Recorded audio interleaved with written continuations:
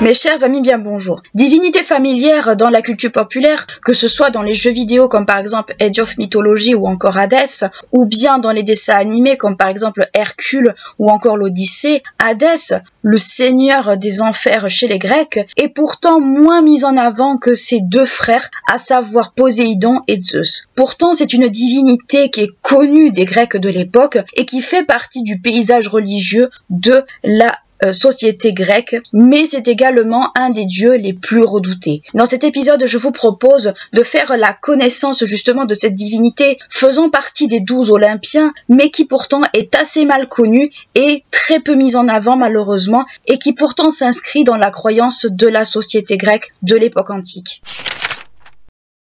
Troisième fils du couple de titans Cronos et Gaïa, Hadès est, comme tous ses frères et sœurs, avalé à sa naissance. Quand Zeus parvient à tous les libérer, ce dernier l'aide à combattre leur père et ses alliés au moment de la titanomachie et à le renverser, autrement dit, à prendre sa place. Au moment de la division du monde, Hadès obtient le monde souterrain, tandis que Zeus gouverne le ciel ou les cieux, peu importe, et que Poséidon obtient les mers. Dans le monde souterrain, Hadès dirige les lieux selon ses règles et selon ses envies. En effet, le monde souterrain du dieu est considéré comme le royaume des morts, même s'il n'incarne pas la mort lui-même, puisque cette dernière est incarnée par l'entité divine Thanatos. Quand on décrit le caractère d'Hadès, surtout dans les sources ou dans les textes, celui-ci est considéré comme étant un personnage sombre, très fier, terrible, implacable, mais toutefois très juste. Si le nom d'Hadès signifie l'invisible, les sources fournissent différents surnoms ou différentes épithètes selon comment on veut l'interpréter, rattachés justement à cette divinité. Aedoneus, celui qu'on ne voit pas, Eubouleus,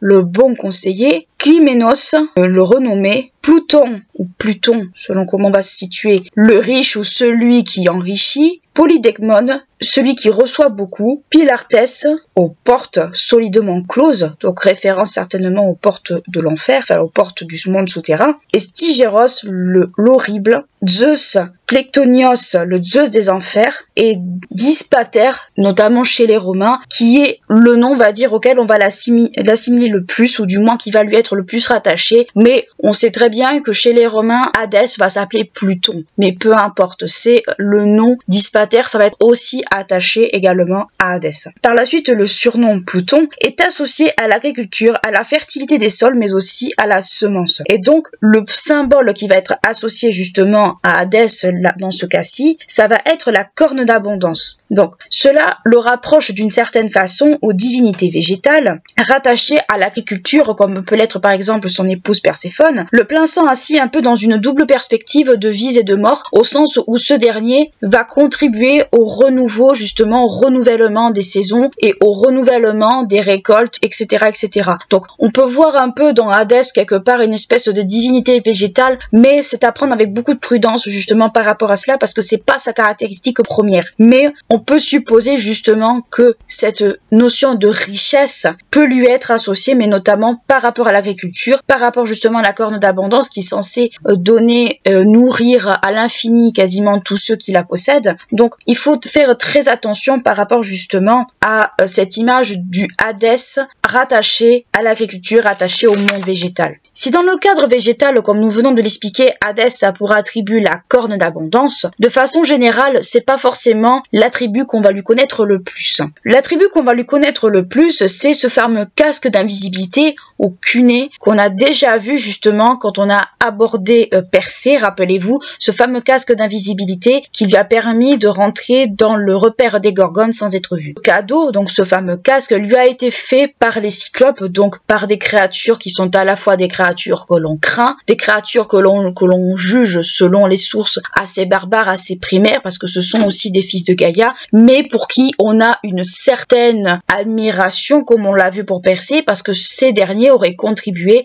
à la fondation de certaines villes, notamment certaines cités importantes dans la région d'Argolith. Donc encore une fois, on attribue justement au Cyclope un savoir-faire justement qui leur est propre, qui n'est pas toujours mis en avant malheureusement. Par rapport justement à ce fameux casque, ce dernier est prêté à un certain nombre de divinités, mais aussi à un certain nombre de mortels. Chez les divinités, ça d'abord être Hermès qui va en bénéficier dans son combat contre les géants, puis ça va être Athéna au moment de la guerre de Troie, afin de ne pas être repéré par Arès. Donc on voit que les divinités vont aussi un peu se l'approprier, et chez les humains, nous venons de le voir, ça va être Persée au moment de sa quête de la tête de Méduse. À côté de ce casque d'invisibilité, on peut citer d'autres attributs moins connus, moins mis en avant, mais qui lui sont associés quand même. On peut trouver par exemple le bident. Alors le bident, c'est une fourche à 2 dents. Vous prenez le trident, vous en enlevez une dedans, ça vous fait justement ce fameux sceptre. Ou encore les chevaux bleu nuit qui tirent le char justement de cette divinité.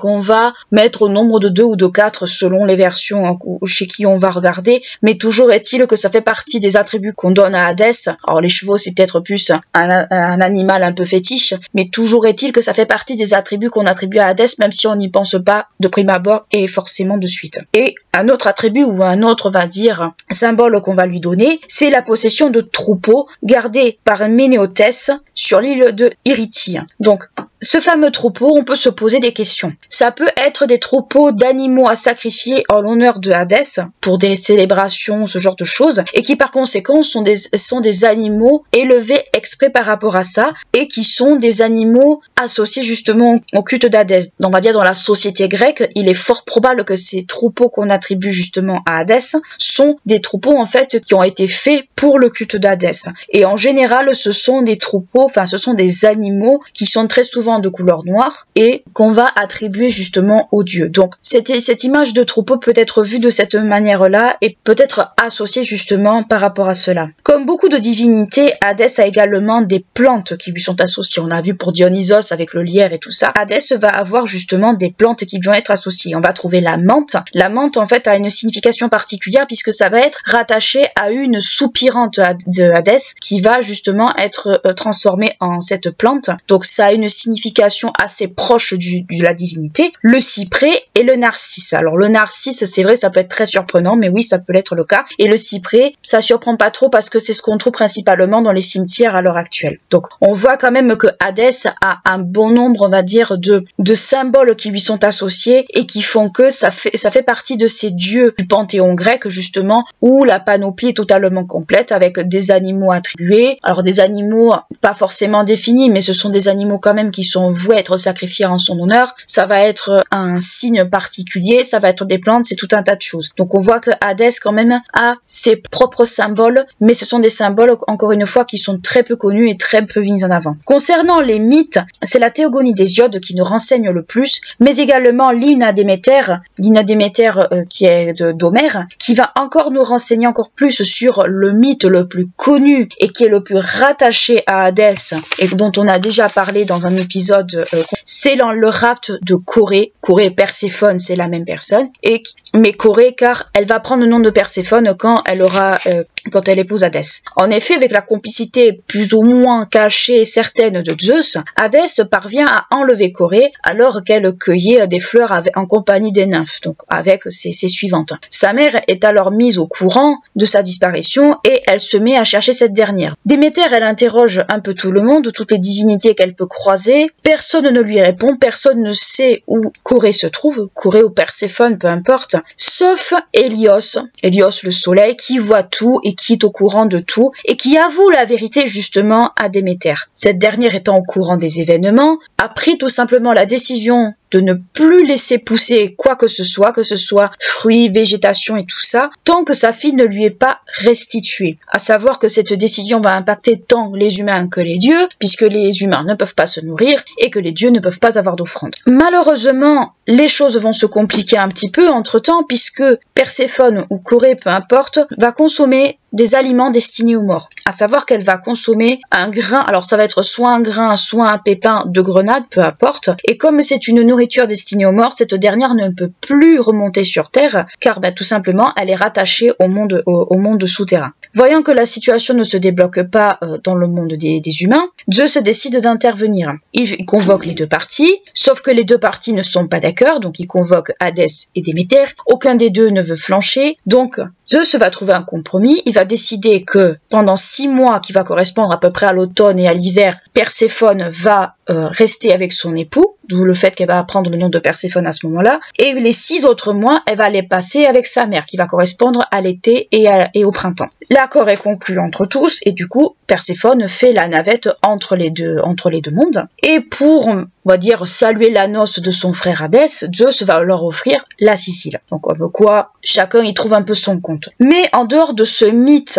qui est propre à Hadès d'une certaine façon, si on peut dire ça ainsi, il y en a d'autres dans lesquels il intervient, mais il intervient de façon assez mineure. On peut citer surtout les exemples de Hercule, de Sisyphe, de Orphée, mais parmi d'autres. Mais ce sont des mythes qui sont rattachés aux humains, aux héros principalement, par rapport à Hercule, mais surtout aux humains. Par rapport à Hercule, mais ça va se passer justement lors de cette fameuse période des 12 travaux d'Hercule. Le dernier travail de Hercule, c'est de ramener auprès d'Eurysthée le chien à 3 têtes, donc animal gardien, Cerbère, justement, le chien qui garde la porte des enfers. Le héros parvient à pénétrer dans le monde de Hadès. Le dieu essaie vainement de lui faire comprendre qu'il faut qu'il retourne de là où il vient, mais Hercule sans tête, Hercule, Héraclès, j'utilise le mot Hercule volontairement parce que c'est plus facile pour tout le monde. Donc le dieu essaie de lui dire de dégager, mais sans succès. Hercule parvient quand même à récupérer Cerbère, et par la même occasion, il blesse également Hadès à l'aide d'une de ses flèches, obligeant Hadès, dans ces cas-là, à aller se faire soigner sur le mont Olympe, car c'est une blessure qui est quand même assez grave. En même temps qu'il est sur place, Hercule va faire un peu autre chose que de s'approprier juste cette fameuse créature. Il va décider de libérer Alceste. Alceste, c'est une épouse qui a accepté en fait de prendre la place de son époux dans le monde des enfers à la place de ce dernier, et il va en profiter également pour libérer Thésée, qui est le héros athénien et qui a eu un peu la mauvaise idée de vouloir enlever l'épouse d'Hadès, Perséphone. Donc il en profite pour libérer ces deux personnages qui sont plus ou moins connus, plus ou moins mis en avant, mais il va en profiter justement pour libérer ces deux-là. Donc on voit quand même que Hadès est quand même relié quelque part également aux mortels ou aux héros dans le cas d'Hercule. Et pour vous donner une idée également de à quoi ressemblait Cerbère, c'est, si vous êtes fan de Harry Potter, c'est le chien à 3 têtes touffu, le chien à Hagrid, c'est exactement la même chose. Par rapport aux mortels justement qu'on peut encore une fois relier à Hadès, on peut également inclure Orphée. Orphée, c'est un poète qui est relativement très connu et qui est tombé follement amoureux d'une nymphe, Eurydice, c'est également le nom d'une pièce. Orphée, quand il tombe amoureux d'Eurydice, il en est tellement amoureux qu'il, même quand celle-ci meurt de la morsure d'un serpent, il la rejoint en fait, il la suit dans le monde souterrain d'Hadès, et quand il parvient à pénétrer dans les lieux, bon, il charme Cerbère par la musique, donc on peut faire également encore une fois référence à Harry Potter quand la harpe jouée pour endormir Touffu. Donc si vous voulez vous figurer la scène, partez de cette scène-là justement dans le premier Harry Potter quand vous voyez Touffu en train de dormir avec la harpe qui joue. Partez du principe que c'est un peu la même chose. Et quand le Orphée arrive devant Perséphone et devant Hadès, celui-ci essaie de plaider sa cause, essaie de plaider en fait pourquoi il est là et comme quoi il veut remonter sur Terre, etc., etc. Ému par sa requête, bien entendu, les deux dieux sont émus. Les seigneurs des enfers, donc le couple seigneurial des enfers, lui accorde sa requête, à savoir remonter dans le monde des vivants avec son épouse, mais à une condition, c'est que Orphée ne doit en aucun cas se retourner pour voir son épouse jusqu'à ce qu'il soit en dehors en fait du monde souterrain de Hadès. Donc Orphée accepte, mais malheureusement le doute s'est installé justement dans la tête d'Orphée. Non loin de la surface, il n'a pas pu s'empêcher de se retourner et il n'a pas vu son épouse à côté de lui, ou du moins derrière lui, ce qui fait que malheureusement les portes de l'enfer se sont refermées derrière lui, laissant Eurydice dans le monde souterrain et lui dans le monde des vivants inconsolable. Le sort d'Orphée est très triste puisqu'il finira lapidé par des femmes justement qui vont le mettre en pièces et qui vont répandre son corps on va dire aux quatre vents, si on peut dire ça ainsi. Donc on voit quand même que malgré ce caractère un peu impitoyable, Hadès arrive quand même à se faire un peu attendrir par des mortels justement où les intentions sont pures, où il n'y a pas de souhait en fait un peu malveillant derrière. On peut attribuer peut-être un côté un peu plus tendre à Hadès d'une certaine façon, et puis avec son épouse à côté, il sait parfaitement ce que c'est que d'être amoureux, quoi. On peut se le figurer ainsi. Et un autre mortel justement est peut-être associé à Hadès d'une certaine façon, parce que là c'est plus, on va dire, pour le coup un châtiment qu'autre chose. C'est le cas de Sisyphe. Sisyphe a eu la bêtise de dénoncer le rapt d'Égir Zeus, et Zeus l'ayant, comme on peut se dire, très très mal pris, a tout simplement décidé de foudroyer Sisyphe et de l'expédier directement aux enfers, et Sisyphe a eu comme châtiment en fait de pousser un rocher jusqu'en haut d'une colline, sauf qu'à force le boulet retombe, etc., etc. Donc un châtiment, on va dire, très très très cruel, au même titre que bien d'autres châtiments réservés à des mortels bien trop orgueilleux et bien trop stupides en fait pour se rendre compte de leurs bêtises. Ces mythes-là, surtout le mythe de Sisyphe, remet un peu en perspective un peu la condition humaine et l'absurdité de la condition humaine, surtout peut-être le rapport entre les dieux et les mortels, même si c'est quand même quelque chose d'assez violent, ça fait partie justement un peu de ces leçons d'humilité que les mythes justement cherchent à nous transmettre par rapport à la condition humaine. Mais cela montre aussi également que même si on a vu que des héros et des mortels ont quand même réussi à pénétrer dans le royaume de Hadès, il n'empêche que c'est un royaume, encore une fois, qui obéit à ses propres règles, et que Hadès est le seul à décider, à savoir qui rentre et qui sort entre guillemets de son royaume, même si la plupart du temps personne n'en sort. Il faut voir un peu la divinité Hadès comme une divinité qui régit en fait un ordre dans son propre monde. Le monde de Hadès, on va le voir justement parce que l'Hadès, ça désigne à la fois le dieu et le lieu qui est justement sous son autorité. C'est un lieu en fait qui est régi par des règles qui sont de l'ordre en fait d'un équilibre établi. Hadès fait en sorte que, donc le dieu Hadès fait en sorte que il règne un certain équilibre dans le monde souterrain, et que selon qui fait quoi ou qui a fait quoi, chacun en fait doit aller d'un côté ou de l'autre. On va le voir juste après, mais concrètement, qu'est-ce qu'il faut retenir de la divinité Hadès? C'est que c'est une divinité déjà qui est très peu connue ou très mal connue, ça on ne peut pas le nier, mais c'est une divinité qui est quand même assez mystérieuse, puisque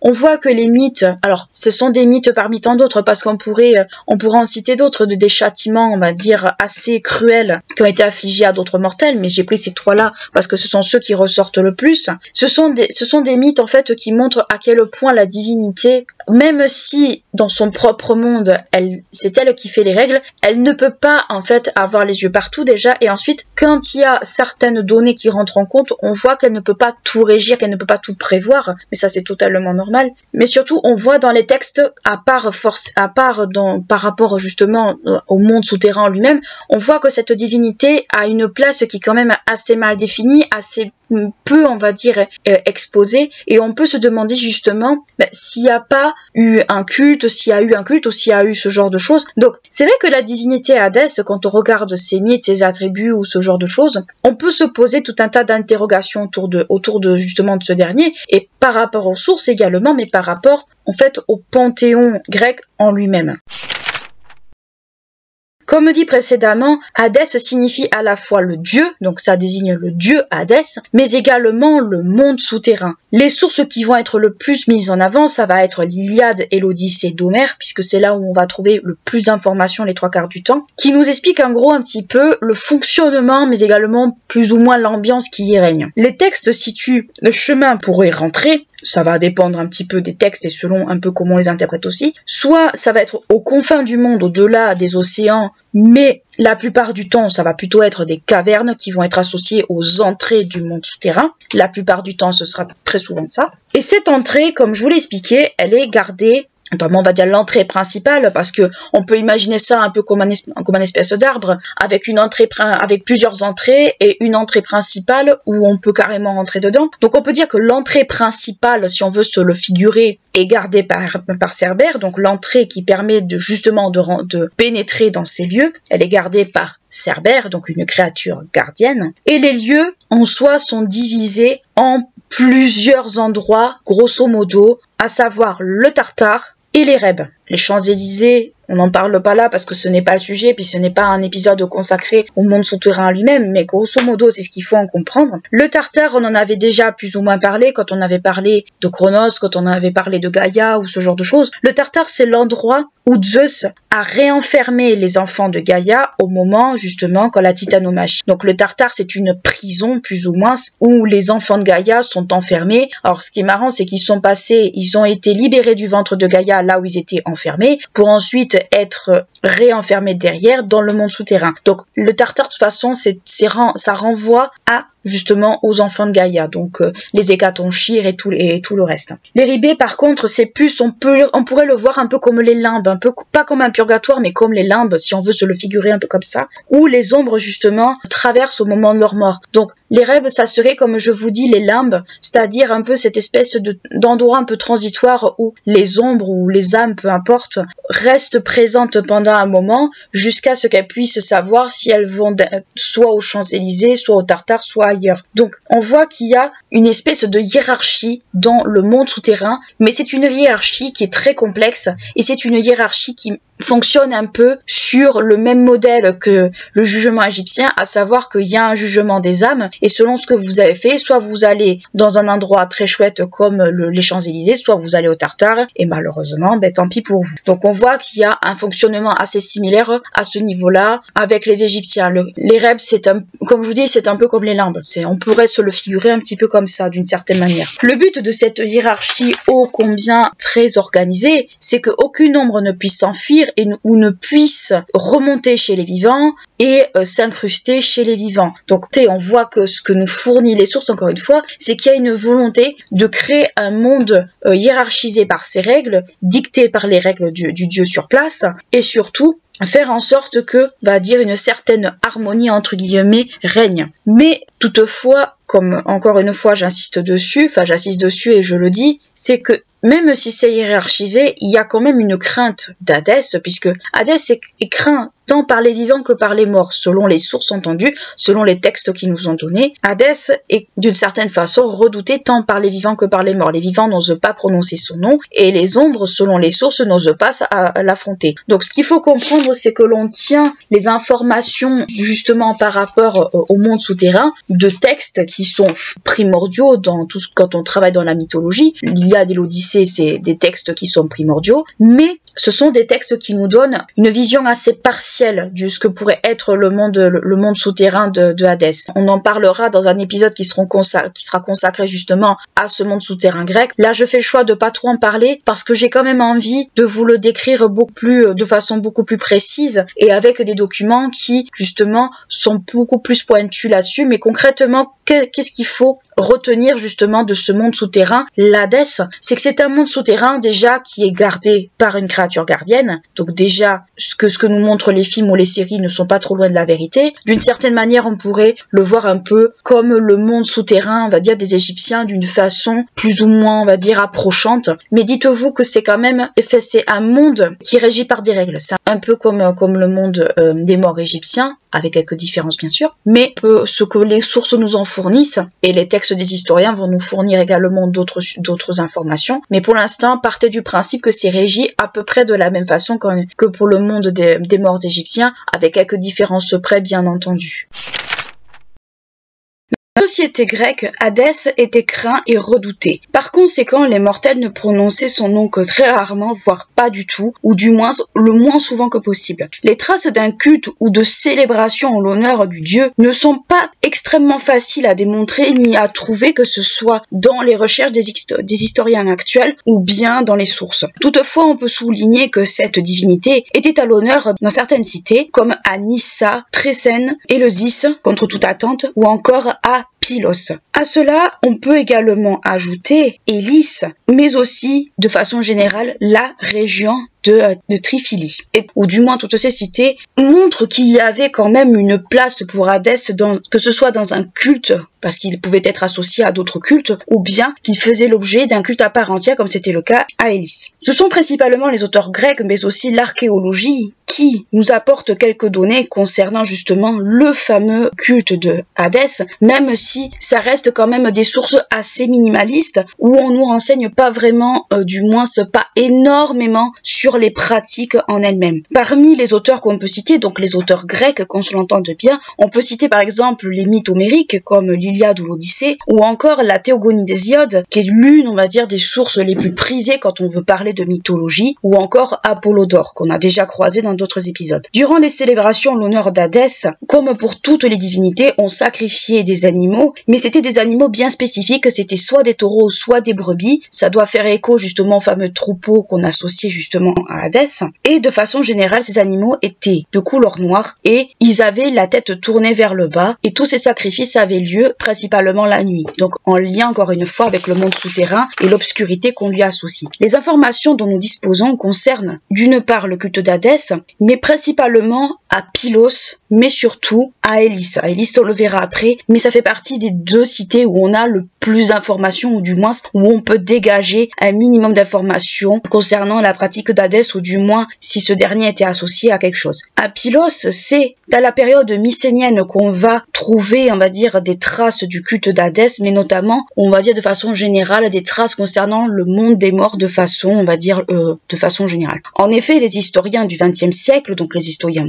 contemporains de notre temps, mettent en relation les enfers et Nélé. Nélé qui est un personnage qui est le fondateur de Pylos, mais qu'on pourrait, ou du moins ce que les sources et les historiens comprennent, qu'on pourrait presque en faire une espèce d'avatar en fait d'Hadès. Et au fur et à mesure des recherches, on va s'apercevoir que ce n'est pas totalement le cas, c'est juste en fait une forme peut-être un peu de mystification qu'on va attribuer au héros. Et comme je vous le disais, ça ne fonctionne pas toujours, et cela ne va pas fonctionner notamment dans le cadre de l'affrontement entre Hercule et les Pyliens, parce que Hercule, bien entendu, n'a pas fait que contrarier Hadès en allant barboter Cerbère. Il a eu aussi le malheur de s'en prendre aux Pyliens. Et c'est surtout, on va dire, l'Iliade qui va nous renseigner principalement sur justement ces événements, à savoir que Hercule, durant cet affrontement, va bénéficier de l'aide d'Athéna, puisque Hercule, comme beaucoup de héros de la mythologie, bénéficie de l'aide de divinités. Et l'histoire nous raconte, et ce récit est raconté dans l'Iliade par Nestor, qui est le fils de Nélé. Et dans ce fameux récit, il évoque comme quoi Hercule aurait tué 11 de ses frères, faisant de Nestor le seul survivant et le seul à pouvoir raconter les faits. Face à ces événements, donc face à l'assassinat des Pyliens, Hadès va apporter son soutien justement à ce peuple, mais comme pour Cerbère, il est blessé durant le combat et il faut le soigner. Donc on voit très bien que Hercule et Hadès, et ce n'est pas forcément que dans le dessin animé de Disney, c'est un peu une relation de beaucoup de je t'aime moi non plus, et ils ont un peu du mal à se supporter, du moins si on se fie au mythe qu'on a vu jusqu'à présent, et ce mythe-là en fait partie. Alors pourquoi je l'ai pas inclus dans la première partie? Parce que en fait c'était plus en lien justement avec cette image, on va dire, de Pylos et de tout ce qui entoure du culte d'Hadès, ou du moins de toute l'image qu'on accorde à Hadès justement dans ces sources. On peut voir donc par conséquent, et cela, on peut voir qu'il y a un rapprochement entre la cité de Pylos et les enfers, et notamment plus principalement Hadès et l'Hadès en lui-même, par rapport justement à cela. Par ailleurs, si on regarde la géographie d'un peu plus près, parce que c'est le Péloponnèse, il faut le savoir, on peut souligner que le cap Ténaros est considéré un peu comme une porte des enfers, puisque il y a une grotte à l'intérieur, et nous l'avons vu que les grottes sont considérées comme des entrées vers les enfers. Et on peut également signaler que Nélé a un caractère assez ambigu, puisque Nélé est considéré par certaines sources comme étant le fils de Poséidon, et donc certains historiens et certaines sources vont mettre en avant également une espèce d'association entre Hadès et Poséidon. Ça va se retrouver énormément, mais ça fait partie justement des choses qui sont mises en avant. À côté de Pylos, il y a également une autre cité qui est concernée par le culte d'Hadès, mais qui cette fois-ci en fait un culte à part entière, c'est la ville de Nilis. Nilis peut être vu dans ce cas-là comme le centre religieux du culte d'Hadès, même si ce n'était pas un culte aussi populaire, on va dire, que tous les autres que nous avons vus jusqu'à présent. Mais toutefois, il existait sur place un sanctuaire qui était ouvert, mais une seule fois par an. Donc on voit quand même qu'il y a un culte assez particulier, mais surtout connu des hommes, puisque ces derniers connaissent le culte, car il est également en lien entre Hadès et Pylos. Donc on voit une récupération un peu de la tradition pylienne par les Éliens, mais surtout on voit que tout ce qui entoure le culte d'Hadès est principalement lié également à ce mythe-là et à bien d'autres encore, mais principalement à ce mythe-là. Ce mythe en fait de l'affrontement d'Hercule contre les Pyliens soutenu par Hadès est un mythe en fait qui est quasi central dans justement toute l'idéologie pylienne, pour ne pas dire que c'est le mythe qui va être au cœur et au centre de ce culte. L'accès au sanctuaire est extrêmement réglementé, on l'a vu qu'il est ouvert qu'une fois par an et que seuls les hommes le connaissaient, car on ne peut n'y descendre qu'une fois par an, donc une seule fois entre guillemets, donc ça veut dire qu'on peut pas y descendre comme on veut, et cela renvoie également au fait qu'on ne peut descendre qu'une seule fois dans les enfers, et pour ne pas dire qu'on ne peut pas y remonter si on a le malheur d'y rentrer dedans. Cela fait écho notamment à ce que nous avons vu précédemment dans les mythes, à savoir Hercule, Orphée, Sisyphe, etc., etc. En dehors de cela, on peut dire que dans la province de Triphylie de façon générale, on retrouve également des allusions à Hadès dans d'autres cultes. Comme je vous l'ai dit, à Pylos, on pouvait retrouver des traces de Hadès et Poséidon mixés ensemble, mais on peut citer également le sanctuaire de Poséidon Samios,